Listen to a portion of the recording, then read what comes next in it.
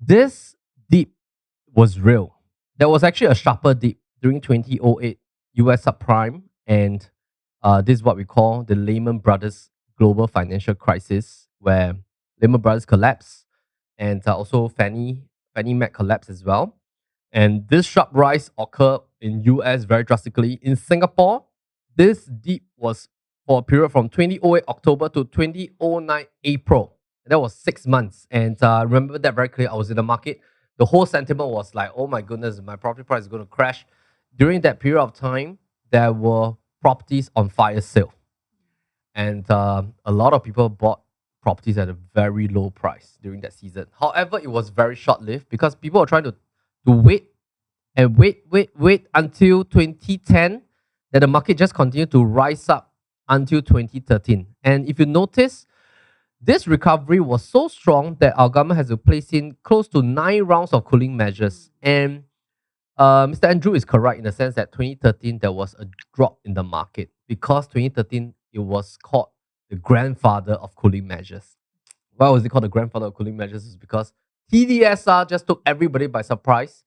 Highly calibrated MAS regulation that all your commitments in terms of your car loan, student loan, renovation loan, everything will be checked by MAS. Banks, all banks coincide with one database. And that instantaneously shocked the market because everybody's borrowing power just dipped.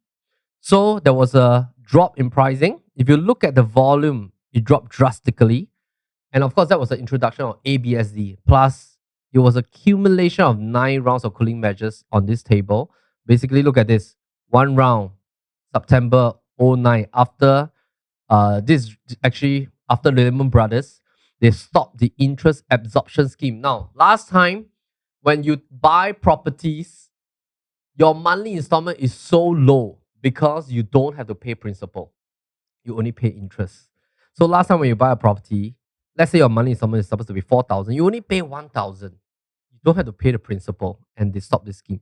2080, they dropped the LTV to 80%. Last time, before Lehman Brothers, when you buy a property, you only need to pay 10% down payment.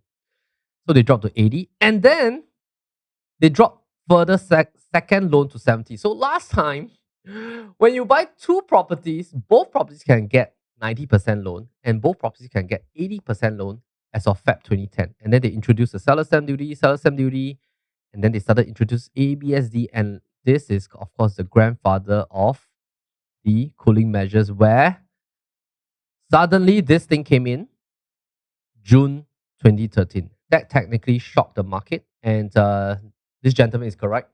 2013 to 2018, this was the period. But when we understand macro, we always share with our audience that it helps us to understand micro decisions. Now, it's very different because the reason is because we have 14 rounds of cooling measures, but our pricing doesn't seem to stop. The reason is because of the fact that we have already gotten used to the cooling measures.